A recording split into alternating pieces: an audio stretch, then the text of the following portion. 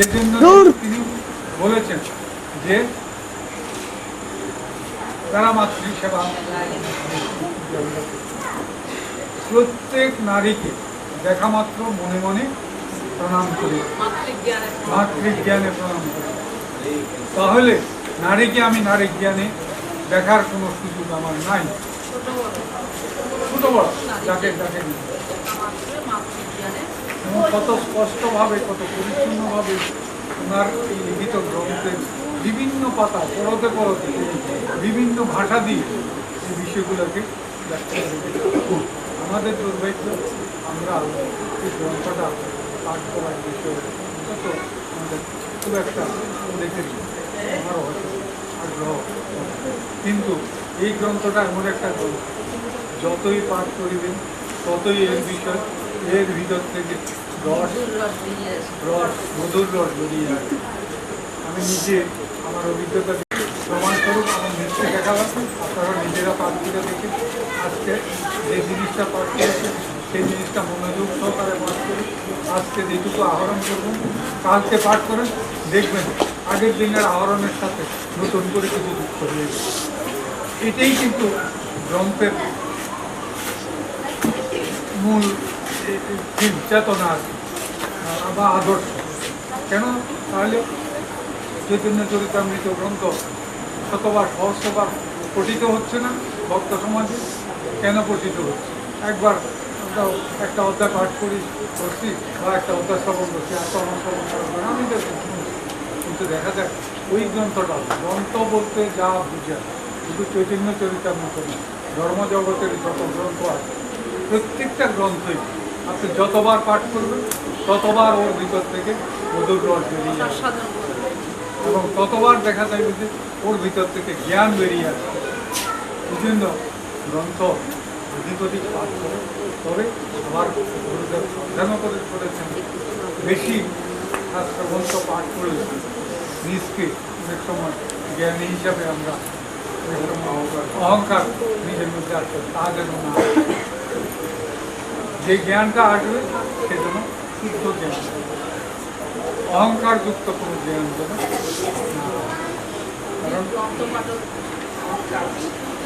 কারণ ভগবত জগতে ওই যে চতুর্থ শ্রেণীর ভক্তের কথা বলছে, চতুর্থ শ্রেণীর ভক্ত এক জায়গায় লিখছে না, কি বলেন? চতুর্থ শ্রেণীর ভক্তের ব্যাখ্যা কি বলেন?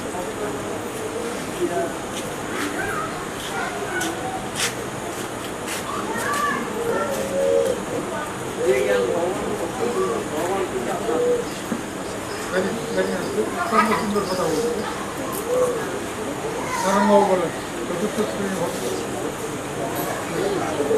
ভক্তের মধ্যে প্রথম অত্যন্ত উচ্চাঙ্গের ভক্ত,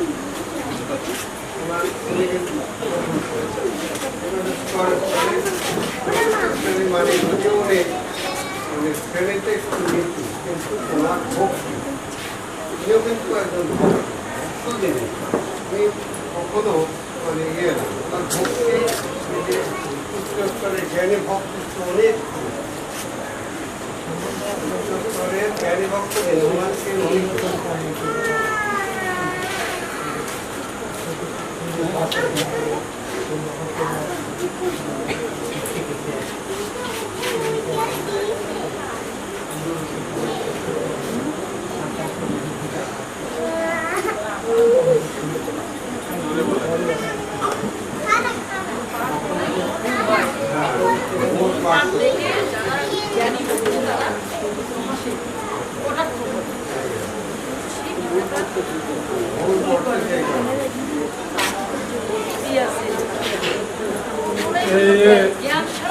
বিশুদা তো ভগবান কৃপায় গুরু কৃপায় শাস্ত্র অনেক পাঠ করেছি। বলেন চতুর্থ শ্রেণীর ভক্ত নিয়ে আপনি কি না? আমি তো এখনো কিছু বলি না,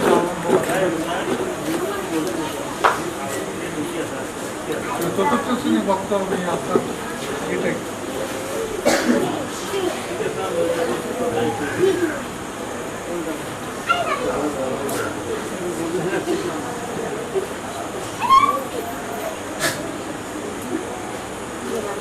জ্ঞান জিনিসটা আহরণের বিষয়।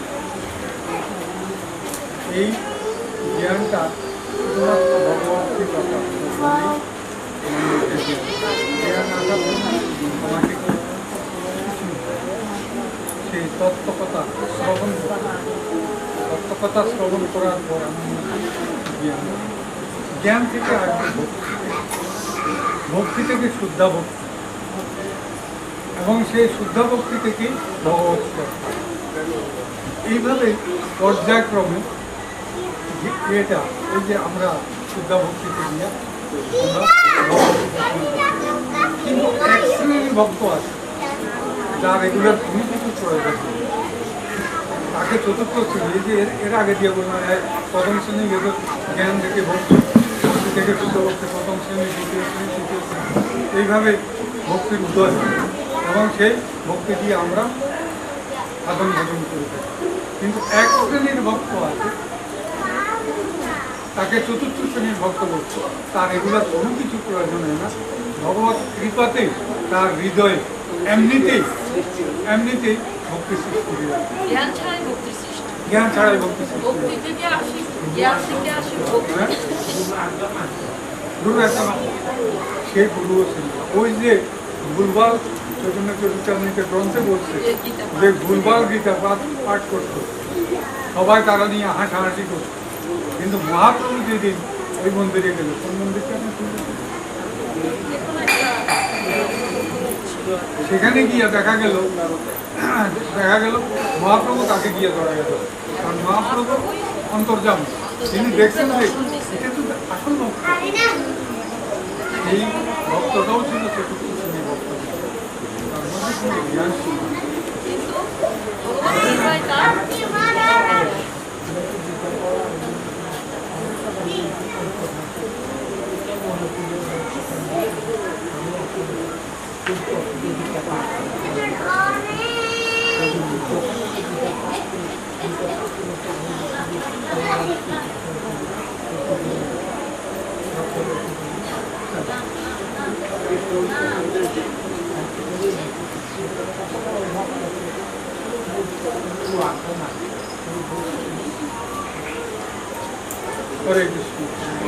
যদি অহংকারে এসে যায় তখন আর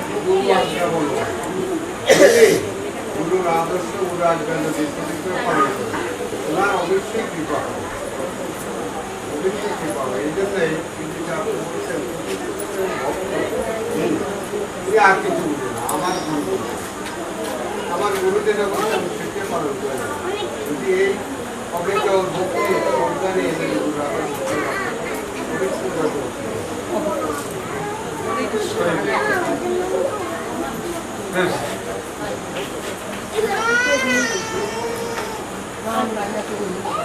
মায়ামুক্ত জীব মহাপ্রভুর আদেশে তারপরে অন্তরঙ্গ কৃষ্ণভজনের বাসনা আশ্রয় গ্রহণ করে ওই মায়ামুক্ত দেহে তিনি মুক্তি প্রদত্ত কামবিক গ্রহণ করেন। গুরু অনুসৃত পদ্ধতিতে ওই নিষ্ঠাবান ভক্তের আবার পরিবর্তন হইয়া নারী দেহের সৃষ্টি হয়। সাধন প্রভাবে নারী রাধারানী মায়ামুক্ত দেহে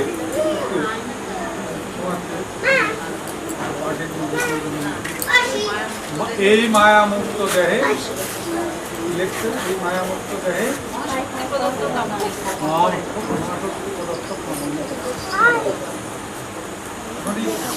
মায়াটা কি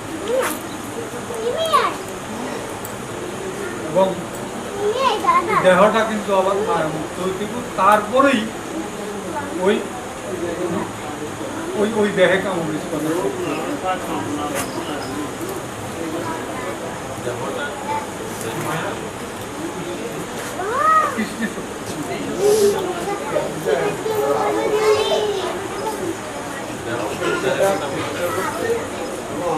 কৃষ্ণ প্রবল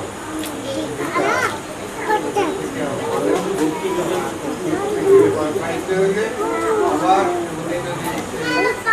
প্রদত্ত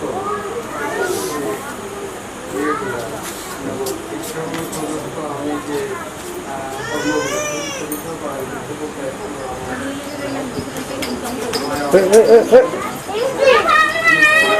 চুপ চুপ আরো যেটা বুঝিয়ে এবং সহজ করে বিষয়টাকে যদি আরো বোঝার চেষ্টা করি। এই পৃথিবীতেই মায়ার পৃথিবী বলা হয়। মায়ার পৃথিবী বলা হয়। এই পৃথিবীতে ভগবান যখন জীব সৃষ্টি করে তখন পুরাপুরি মায়ার ভিতরে নিক্ষেপ করে সে এখানে এসে দেখে ছেলে মেয়ে ঘর সংসার স্ত্রী পুত্র এরপরে টাকা পয়সা ধন দৌলত যশ খ্যাতি সব কিছুই চারদিকে বিস্তৃত হয়ে আছে। এর ভিতরে তাকে নিক্ষেপ করে দিয়ে বললো যে তুমি এখান থেকে আবার আমাকে ডাকতে হবে, তোমার আবার ডাকতে হলে তোমাকে এগুলা মুক্ত হইতে হবে। কঠিন বিষয় না বিষয়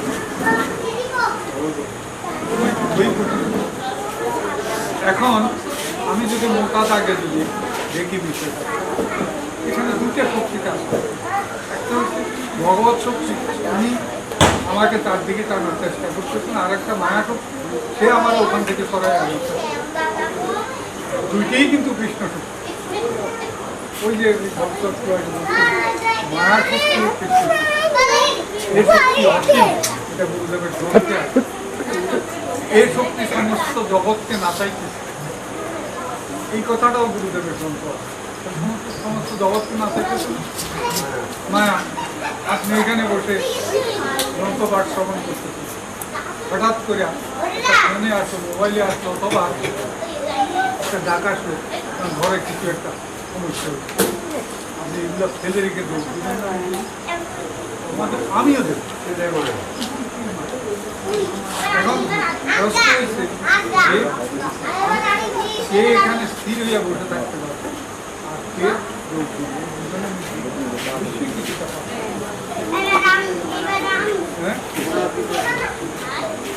হ্যাঁ, মায়াকে আবার পিছাটিও বলছে, যারা এখন মায়াকে তিনি পিছাটি বলছেন। আবার বলছেন এই পিছাটি যে হৃদয়ে ভর করে সে হৃদয়ে ভক্তিরানের কৃপা হয়। এটাও লিখতে হবে, ভক্তিরানের কৃপা হয় নাকি? ভক্তিরানের কৃপা না হলে আপনি সাধন ভজন করবেন কি হবে না। এই জন্য মায়া আমাদের সবচেয়ে বেশি আমাদের কাছে ভগবত সাধনার ক্ষেত্রে এটা পরম শত্রুর মতো কাজ পরিপূর্ণ।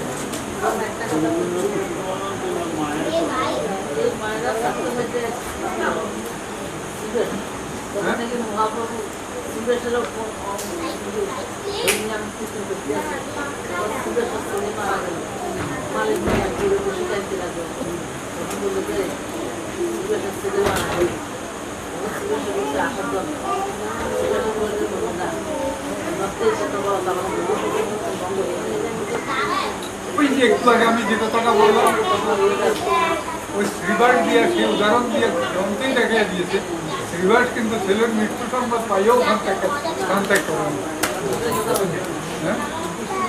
হ্যাঁ, গ্রন্থ থেকে আসলে গ্রন্থ কি, গ্রন্থটা এমন একটা, এবং এটা তো কোনো বানানো বড় নয়, গ্রন্থ কিন্তু বানানো বিশেষ করে যা ঘটেছে তারই বর্ণনা দিয়েছেন শ্রবণ করেছেন তাদের কাছ থেকে, ভক্তদের কাছ থেকে শ্রবণ করেছেন এবং তিনি ভগবত কৃপা প্রাপ্ত হয়ে একসময় প্রথম বলছিলেন যে আমার পক্ষে তো সম্ভব না, হাত কাঁপে, এই বয়সে কীভাবে আমি জানতে পারবো, যখন আমি দেখছি। কিন্তু পরে ভগবত শক্তি অনেক ওই হাত থেকে কম্পন বৃদ্ধ বয়স কি ভাষা দিয়ে সাক্ষী বলতো সেই যন্ত্রটা রচনা করে যারা আপনারা শ্রবণ করতে এবং সমগ্র পৃথিবীব্যাপী সনাতন ধর্ম অবলম্বনকারীদের অত্যন্ত প্রিয় গ্রন্থ, আদরের গ্রন্থ এই বক্তব্যটি যাব।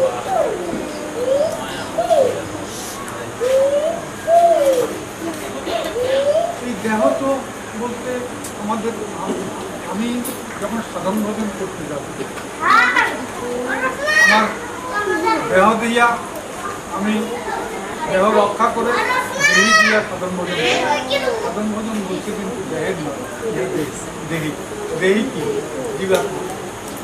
কিন্তু সেই দেহিকে রক্ষা করতে হইলে আমার আগে দেহকে রক্ষা করতে হইলে আমি যদি নিজেই মানে না থাকি তাহলে অস্তিত্ব না থাকে তাহলে আমার দেহি সাধন ভোজন করে দিতে পারে। যেমন দেহকে যেমন রক্ষা করতে হবে সেই দেহ দিয়ে আবার সাধন ভোজন করতে হবে। এই জন্য বলছিল প্রশ্নটা এই মায়া মুক্ত যাও এবং প্রকৃতপক্ষে এখানে গুরু কিন্তু দেহির কথা যেহেতু সাধন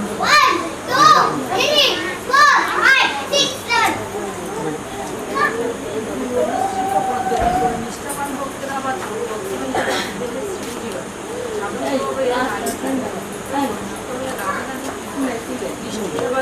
লাভ করে এই হচ্ছে ভক্তের বিষ্ণুবাদের স্বাভাবিক রসবাদের ভক্তের প্রাপ্তি ও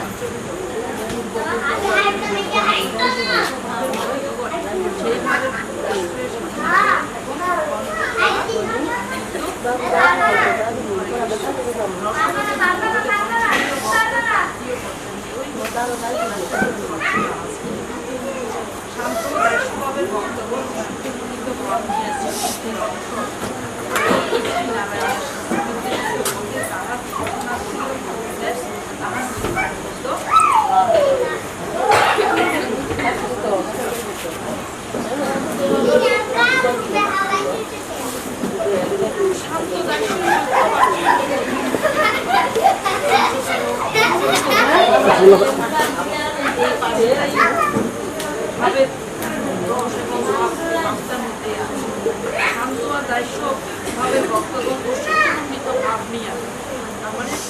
শ্রীকৃষ্ণের অংশ শ্রী নারায়ণের দীক্ষা গুরু আর কি শাস্ত্র নির্দেশিত এবং তাদের বৈকুণ্ঠ তাদের স্থানে দীক্ষার কথা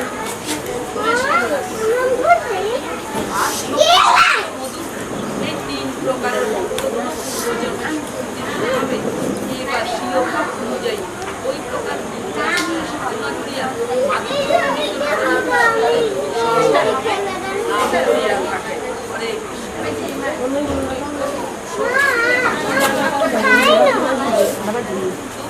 ব্রজের সাথে এই তিন প্রকার পূর্বজন্মের সংস্কৃতির প্রভাব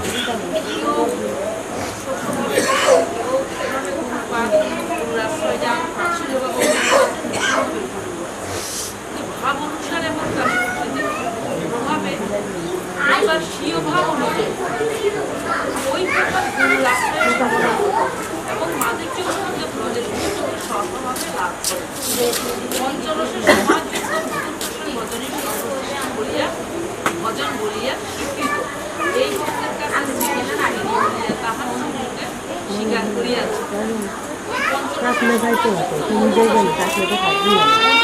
আবার পঞ্চদশ শান্ত দাস্য সত্য বাৎসল্য মধুরভাবের ভক্তের বা মধুর রসের মানে পাঁচটা রসের সমাহার দাস্যভাবও আছেন, সত্যভাবও আছেন, বাৎসল্যভাবও আছেন, পাঁচটা রসের যেমন আমরা মা পিঙ্গলা সোনালী মা কালী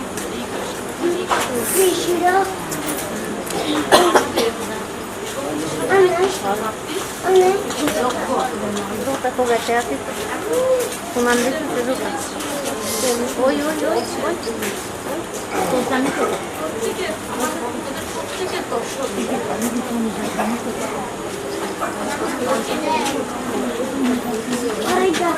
দর্শন আবার একরকম হয়, বিভিন্নভাবে দর্শন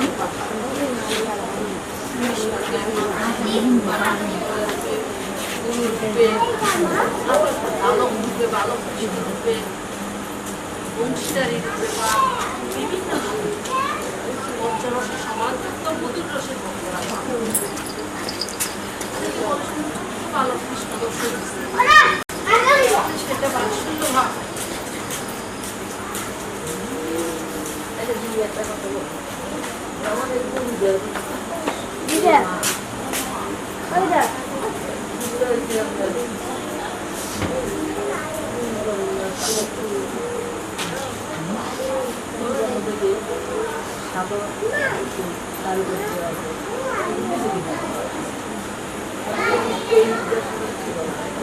নিচেরটা নয় উপরে এক অংশে মা এক অংশে গুরুদেব মা এখানে যিনি মা তিনি গুরু যিনি মা তিনি গুরু যিনি গুরু আমাদের গুরুদেব কৃষ্ণের স্বরূপ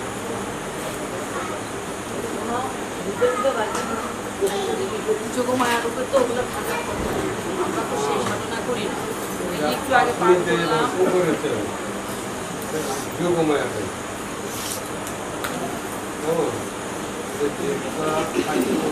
বসে থাকতো সেটা মহামায়া যেহেতু আপনি যোগমায়ের উপরে আমরা সাধনা করেন যোগমায়ের উপরে উনি গুরুর মধ্যে যেহেতু আমাদের গুরুদের মা বলছে যে এই দেহ আমি স্বীকার করে নিলাম গ্রহণ করলাম সেই দিক থেকে আমাদের গুরুদেব এটাও বলছে যে তুমি খাইলে আমি খাই অর্থাৎ আমার গুরুর দেহ এবং মায়ের দেহ একই আপনি যেটা দর্শন করেছেন আমাদেরকে বলেছে যে আমাদের গুরু যিনি মাও তিনি তার গুরুর মধ্যে আমরা মাকে দর্শন করি সেই গুরুর মধ্যেই মা একসময় হয়তো মা হয়ে যাবে সেখানে রাধা কৃষ্ণ দর্শন যদি সেই ভক্ত ওই স্তরে পৌঁছে থাকে তাহলে অবশ্যই ওনার এইভাবে কি হবে কারণ সর্বপ্রথম গুরুর মধ্যে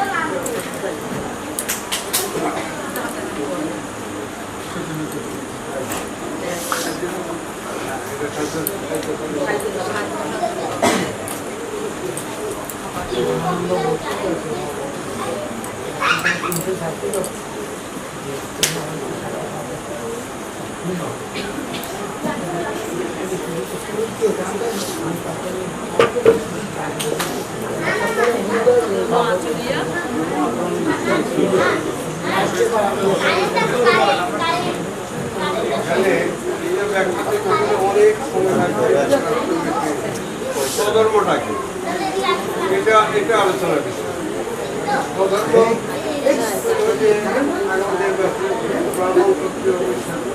হ্যাঁ প্রত্যেকের নিজের ধর্ম ধর্ম মহারাজকে বলছেন হ্যাঁ অর্থাৎ আমি যদি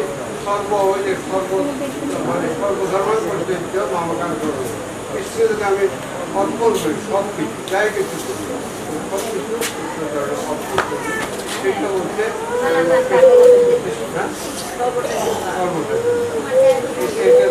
দ্বিতীয়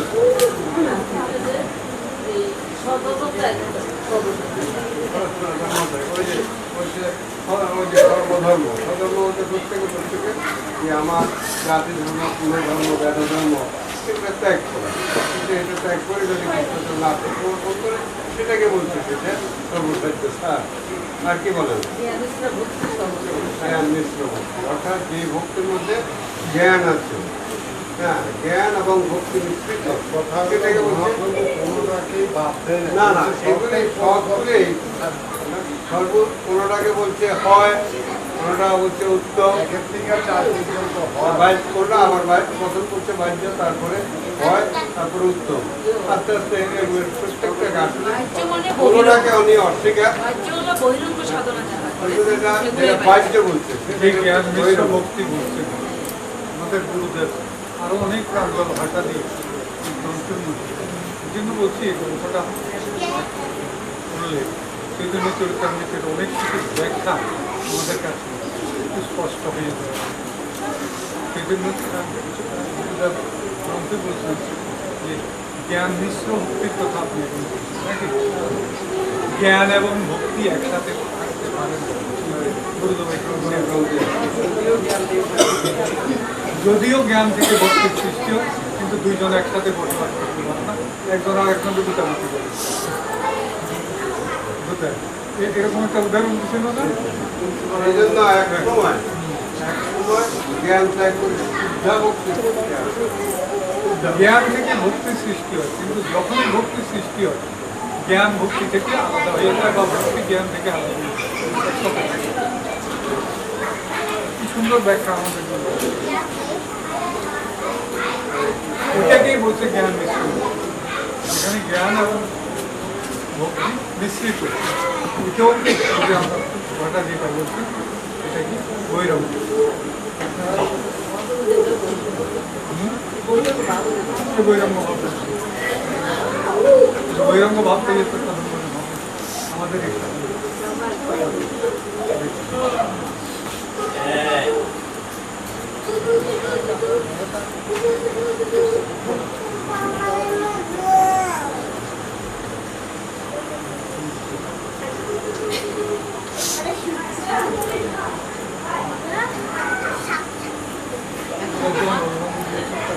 এই ভক্তের কাছে তাহার স্বীকৃতি স্বীকার করিয়া ফিরে শেষ হয়েছে। এখন তোমার কথা এসে যাচ্ছে,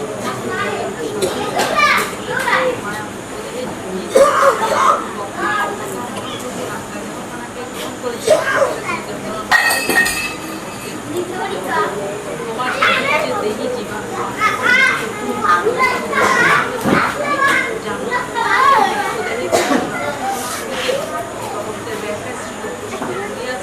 সাধক এই মাত্র রঙ্গমঞ্চ করিয়াছে। এতদিন শুধু প্রস্তুতি বহুজনের সংস্থায় যোগ্যতা পেয়েছে। পঞ্চায়েত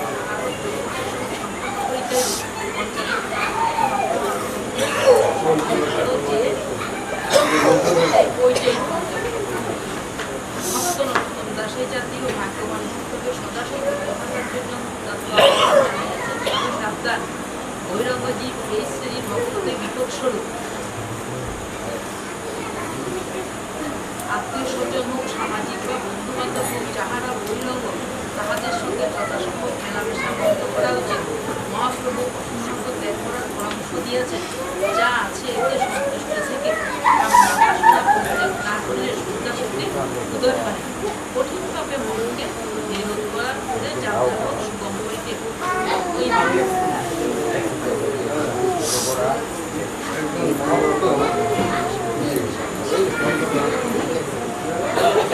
একজন ভক্ত আমাদের গুরু অনেকে দেখা যায় হয়ে বেদমকে এ বিষয়ে এই যে আপনি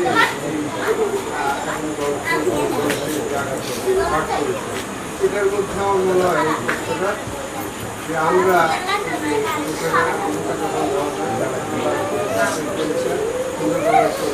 আবার আমাদের আলোচিত হয়ে অনেকে আমরা ত্যাগ করতে পারি না। আমি আর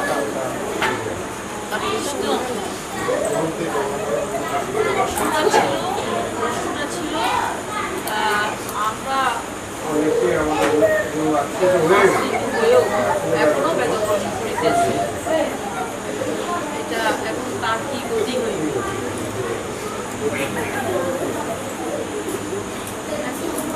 আসলে কি গতি হইবে এখানে যুগভ্রষ্টের প্রশ্ন এসে যায়।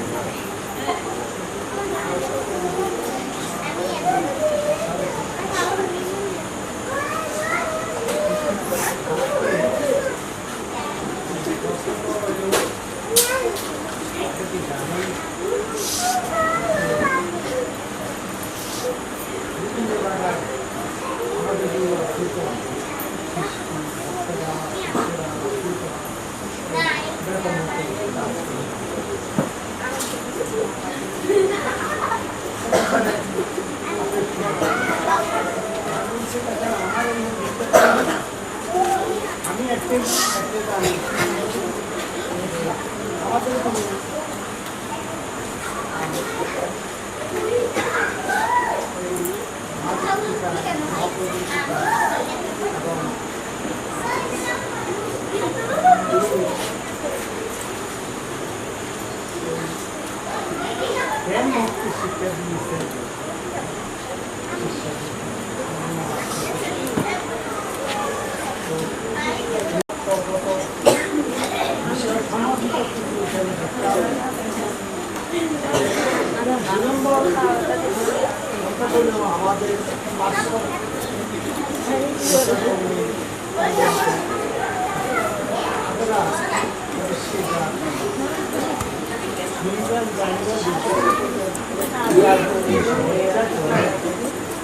আমাদের কিন্তু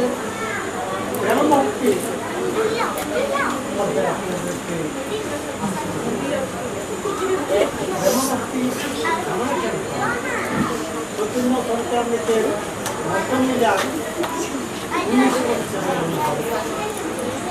এখানে উল্লেখ আছে যুগে যুগে মহামতত্ব হারিয়ে যায়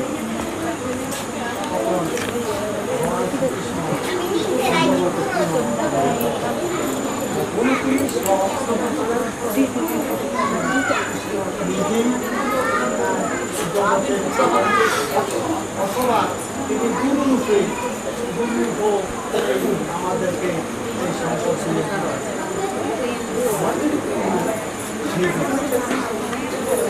যদি নাকি এই বিষয় যারা বাইরে থাকে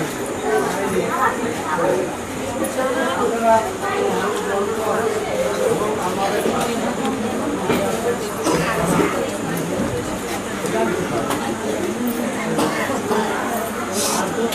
কেউ জানতে পায় না নিজের মন মতো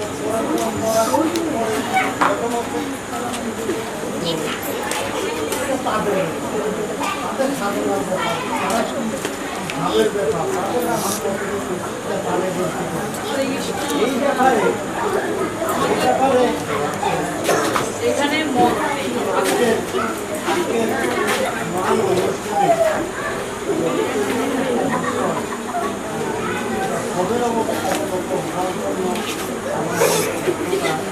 অনুষ্ঠানে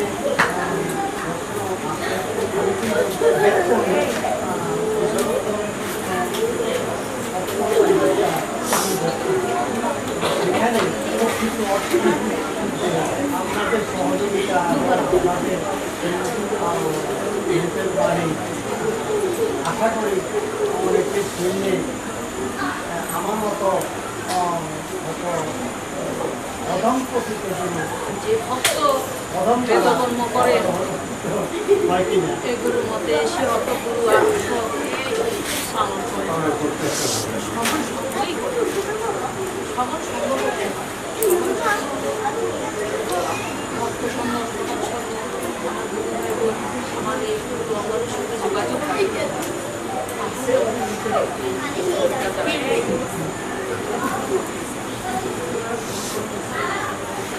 তো আসেনি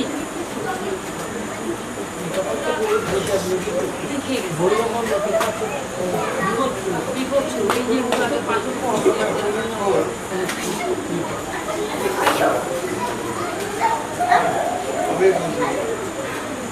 আমাদের দয়া করে আমাদেরকে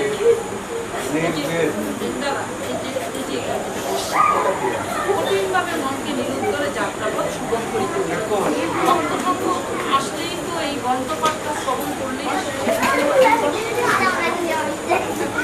করবে যেখানে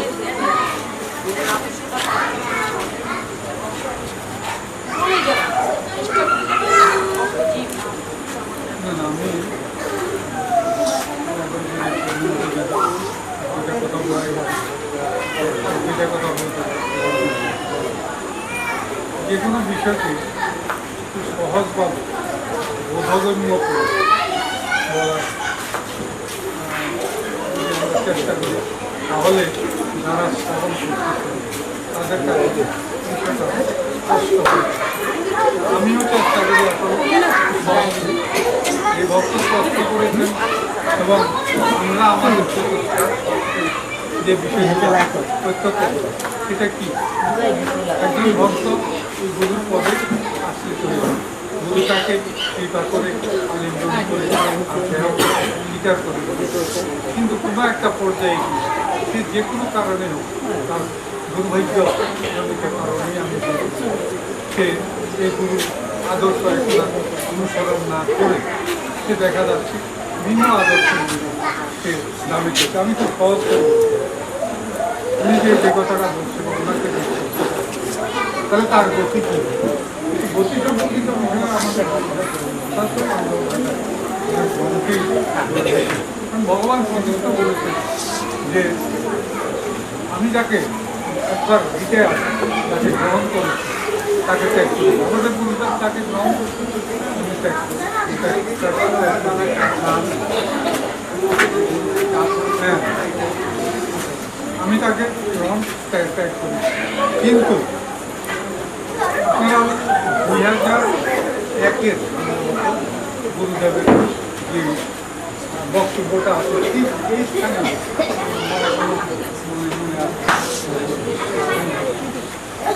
তিনি ওই ক্যাসেটটা আমাদের কাছে আছে, আপনাদের অনেকের কাছে এটা মোবাইলেও ভিডিও নিয়েছেন। এটা যদি একটু মনোযোগ সহকারে যে আমার এখানে তোমরা যারা এসেছো ওইভাবে আনন্দ তোমাদের আর জন্ম হবে না।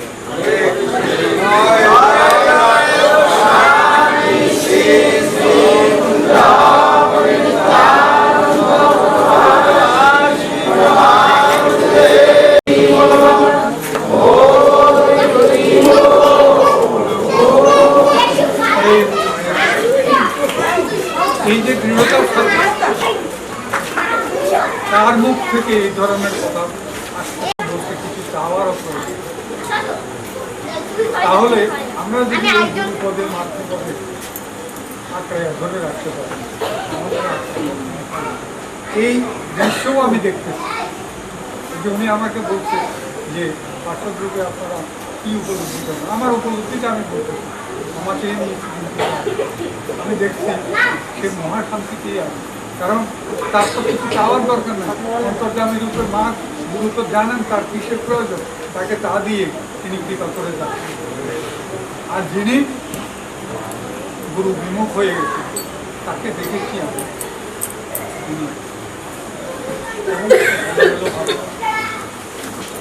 জয় জয় গোস্বামী শ্রী শ্রী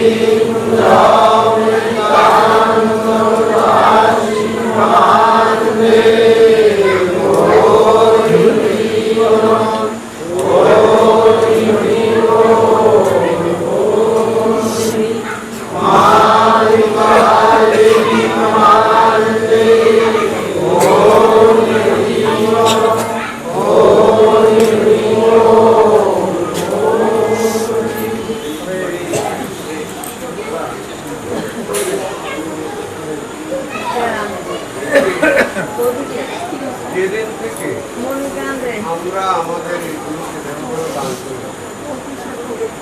আমার এইটা গ্রহণ করি, সেদিন থেকে গুরুদেব বলছে আমি আমার গুরু, এই কথা এখন মানে গুরু আদর্শে পরিচয়। বাইরে যদি আমরা চলি তাহলে আমরা কি করলাম, আদর্শ প্রমাণ করি। এখন থেকে আমি বেদ ধর্ম পুরোধর্ম সব ত্যাগ করে তাইলে এখন যদি আবার বেদ আবার যদি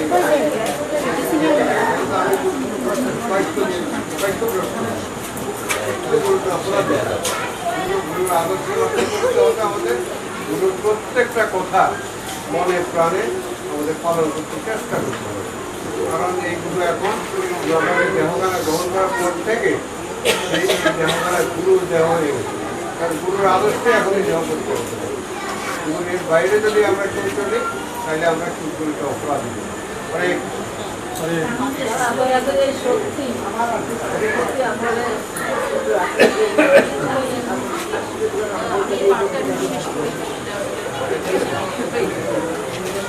সাধকের মন যদি পৃথিবীতে আগমন করে প্রাথমিক স্তরে পৃথিবীটা বেদক কর্ম অনুষ্ঠান সাধকের সাধনায় বিঘ্ন হয়। জ্ঞান আহরণের চেষ্টা করিল, জ্ঞান পরিত্যাগ না করিলে যথেষ্ট আত্মসাধন সম্ভব হয় না। শিশুর মতন অজ্ঞান হয়ে মায়ের চরণে লোটাইয়া পড়ো। মা সন্তানের জন্য পালনী হয়ে বাড়িয়ে আছে, ভাগ্যবান হইতে এইভাবে পেয়েছে। মা জানেন কিসের সন্তানের মঙ্গল, সাধনরা যে বয়স কোনো ব্যাপারই নয়। কে জানে এই ছোট ছেলে বা মেয়েটি বিগত জন্মের সাধনা পর্যায়ে ছিল। এই জন্মের সাধনা ওখান থেকে আরম্ভ। বয়সে যাদের সাধনা করতে হয় না সেরকম এই ব্যক্তিকে উচ্চাঙ্গের সাধনা করতে হয়েছে, এই চিন্তা করে আমার প্রভাব হলে অন্যায়। এতে বৈষ্ণবের অপরাধী হওয়া ভয় আছে। শ্রীকৃষ্ণের উচ্চের প্রভাব বুঝি না, সাধন মুক্তি করে বুঝিব। নিজেদের ব্যতীত আর কোনো দেখি শাস্ত্র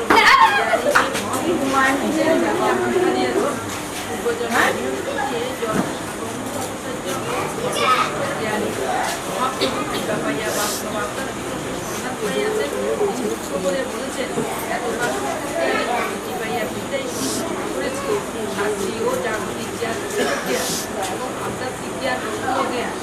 এই জ্ঞান অচিন্তনীয়। মা যোগমায়া কৃপা ব্যতীত এই জ্ঞান লোকেদের হওয়া যায় না। দ্বিধাদ্বন্দ্ব তর্ক করিয়া এগিয়ে যাও। যদি সত্যবাদীকে সবই উপভোগ করিতে যাও তবে অনেক পিছিয়ে যাবে, হয়তো কয়েকজন। আপনার প্রশ্নটা ওই যে ঐশ্বর্য এবং মাঝের যে দুইটা থেকে অনেক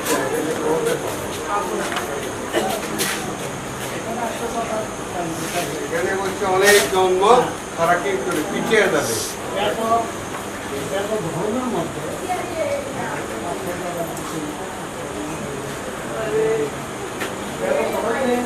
আমরা ভগবান কৃষ্ণকে রূপ বা অংশ হিসাবে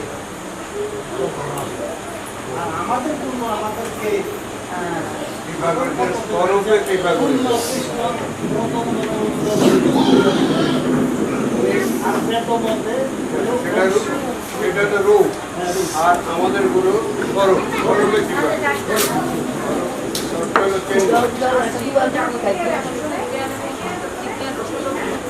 এই জ্ঞান অচিন্তনীয়। মা যোগমায়া কৃপা ব্যতীত ওই জ্ঞান মেডিকেলে পাওয়া যায় না। দ্বিধানন্দ তর্ক পরিহার করিয়া নিষ্কাম কৃষ্ণের দিকে এগিয়ে যাও। যদি অসুস্থ মানে যাও তবে অনেক পিছাইয়া যাবে কয়েকজন। তারা তাই চাইলে অসুস্থের যাবতীয়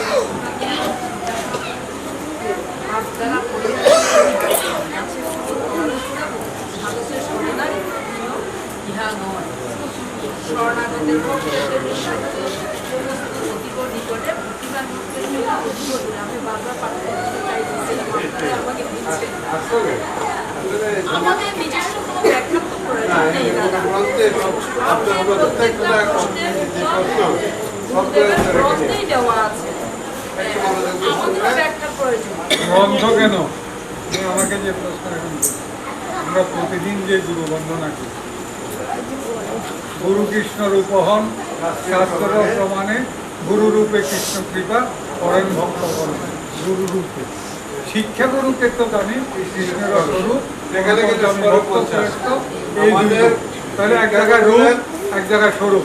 প্রত্যেক দিন এটা আমরা কিন্তু এই গুরু বন্দনা করে যাচ্ছি, কিন্তু আমরা কিন্তু বুঝতেছি না বা বুঝতে আপনার প্রশ্ন তো ওখানেই শেষ। যে প্রশ্ন করছেন আমাদের বিশেষ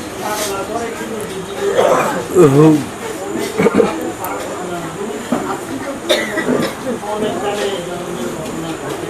বিভিন্ন একটা জিনিস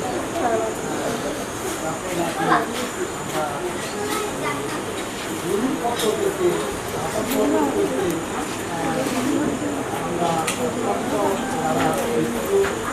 যারা অবশ্যই করছে আর যারা ওই ধরনের প্রশ্ন করে আমরা সংসারে কি করে তাড়াতাড়ি বেদকর্ম পরিত্যাগ করবো, যে কি করে ওই ভদ্র যিনি জিজ্ঞাসা করবো ওনাকে এই প্রশ্নের উত্তরটা পাঠ করতে বলবো। এখানে আমাদের গুরুদেবের শ্রীমুখে একটা জবাব দেওয়া আছে। আমি যতটুকু জানি বা বুঝি ওরা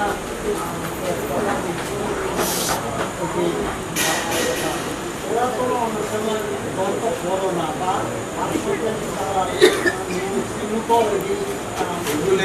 এগুলা সাধু সঙ্গ ভক্ত সঙ্গ করতে হয়, নাহলে জানতে করতে হবে। জানতে হলে ভক্ত সঙ্গ সাধু সঙ্গ করতে হবে। নিজের কামনা বশত করে বিভিন্ন প্যান্ডেলে যায় এবং বিভিন্ন ভাবে তারা বেদনতে এবং ওষুধের ব্যবস্থা করে। তখন কিন্তু আমরা সমালোচিত হয়েছি আমাদের হ্যাঁ, কোন গুরু খোলাকৃত হয়ে আপনারা এক এক করে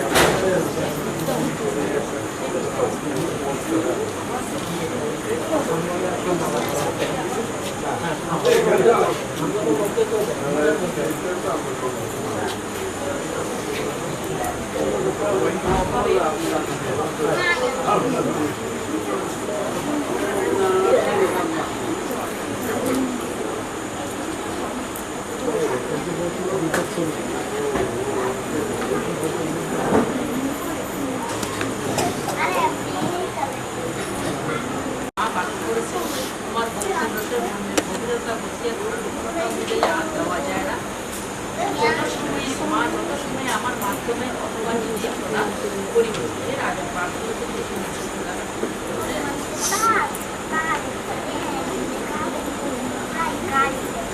অল্পবয়সী ভক্তগণ এখন ভক্তি করে মায়ের নাম জপ যথাসম্ভব পূজা করি। অল্পবয়সীদের জন্য কি বলছেন? ভক্তি করে মায়ের নাম জপ ও যথাসম্ভব পূজা করি। নির্বেদের সম্পূর্ণ আদর্শ পালন করা প্রয়োজন। ক্রমে ক্রমে সে ভক্ত হইবেন উত্তম।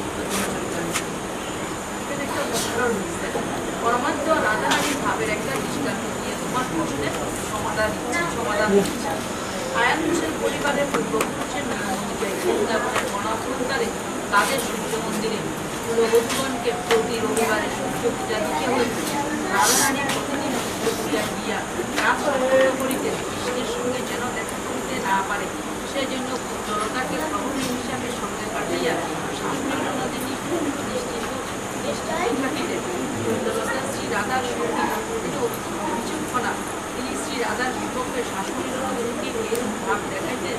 এই জন্য জড়তাকে প্রতিদিন সঙ্গে নিয়ে শাশুড়ি নদিনী বলিতেন, সাবধান থাকিও যেন কৃষ্ণের সাথে দেখা না হয়।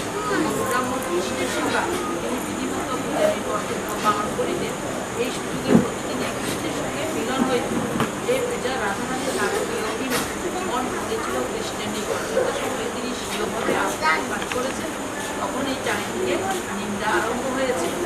সাধক যদি সংকটে পড়ে একটা বেদকর্ম সাময়িকভাবে করেন, তাতে সাধনায় বিরাট বিঘ্ন ঘটিবে না। তার প্রয়োজনে স্বীয়ভাবে সংযুক্তে অবস্থান নেবেন। শুধুমাত্র নাবালিকা এখন অনেক ব্রজবালা কৃষ্ণের ছিলেন, বিবাহিতা ছিলেন, সংসার করেছেন, সন্তানাদি ছিল। সাধনার দেহখানা বৃন্দাবনে আবেগ থাকা দেহ গৃহের থাক তাহলে বৃন্দাবনে সমস্ত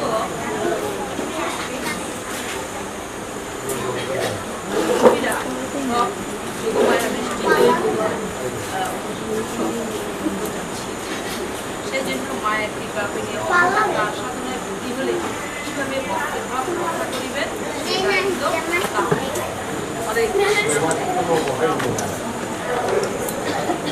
দাদা। হ্যাঁ, আমার কাছে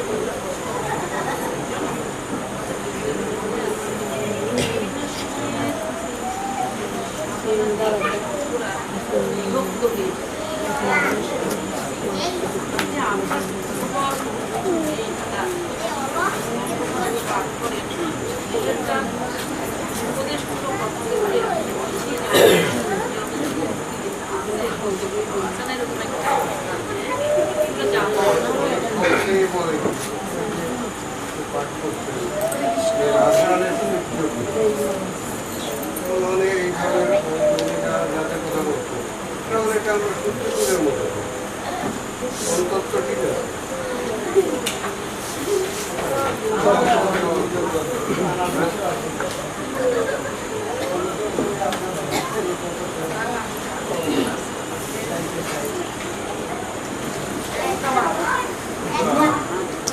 আমাদের গুরুদেব গুরু উৎসবকে কেন নির্ধারণ করি গুরু উৎসব পালন করে বাৎসরিক উৎসব।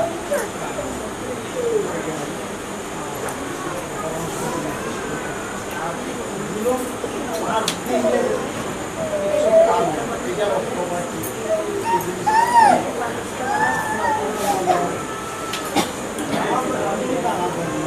এটা মাতৃনির্দেশে আমার গ্রন্থে আমি যা পড়ার মাতৃনির্দেশে করতে প্রত্যেক সংগঠনের যে কোনো একটা বাৎসরিক উৎসব থাকে।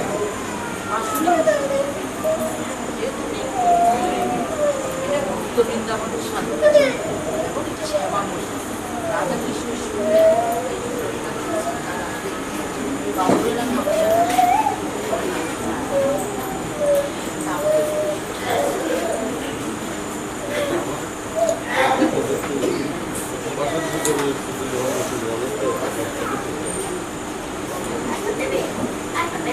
এক জায়গায় গেছি, যাওয়ার পরে ওরা কোনো বক্তব্য এই ভক্ত ভক্তার কষ্ট হচ্ছে যে যদি আমার মা বলি, সরস্বতী মা বলি, লক্ষ্মী মা বলি, রাতারাতি কেন মা বাবা হয় তখন আর বক্তব্য ভিতরে ওনার সন্তান নেই, এই জন্য ওনাকে মা বলি। এখন আমি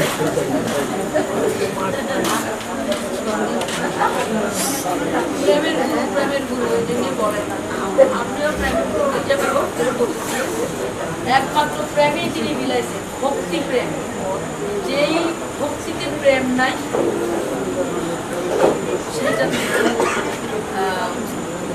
ভক্তি প্রেম দুটোই থাকলে সেইখানেই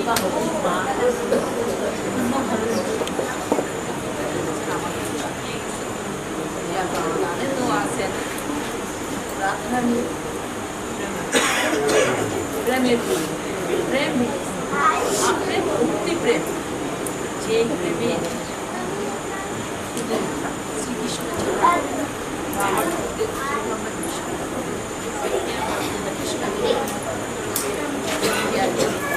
মাকে প্রেম যে ভক্তিতে প্রেম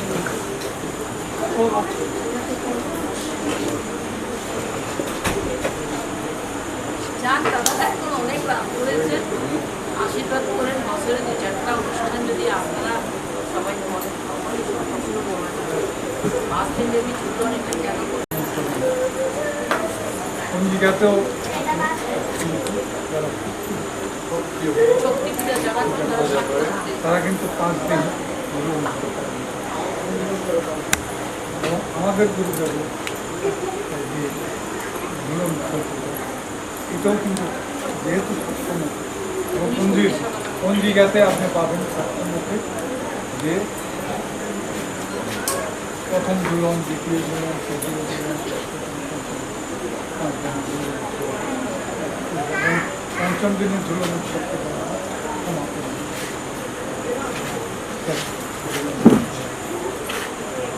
এইটা কিন্তু সপ্তমতে যারা গুরুদেবের একটা বিশেষ তিনি বিজ্ঞানকে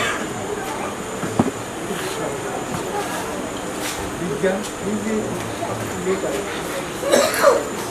পঞ্জিকা এটা একটা বিজ্ঞান। আপনারা জানেন উনি নিজেও এই জানেন পুষ্টি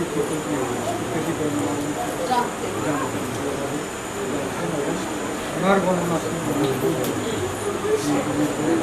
কারণ এটা একটা বিজ্ঞান, এই বিজ্ঞানকে তিনি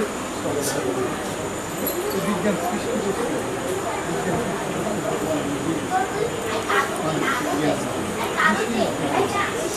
ভগবান বিজ্ঞান যদি আমরা জাগতিকভাবে লেখাপড়া করি।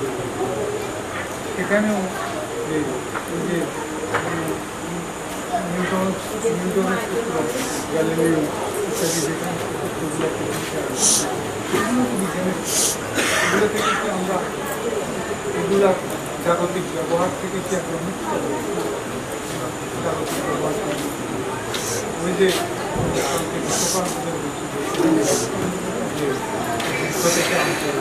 ওটা কিন্তু নিউটন বলছিল যে বৈদ্যাকর্ষণ শক্তির ফলে উপরে ঠিক আছে।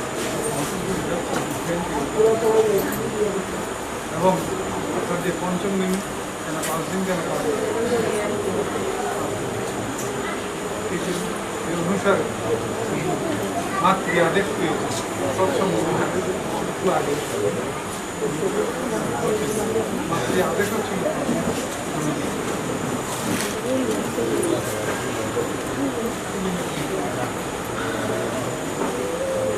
জয় জয়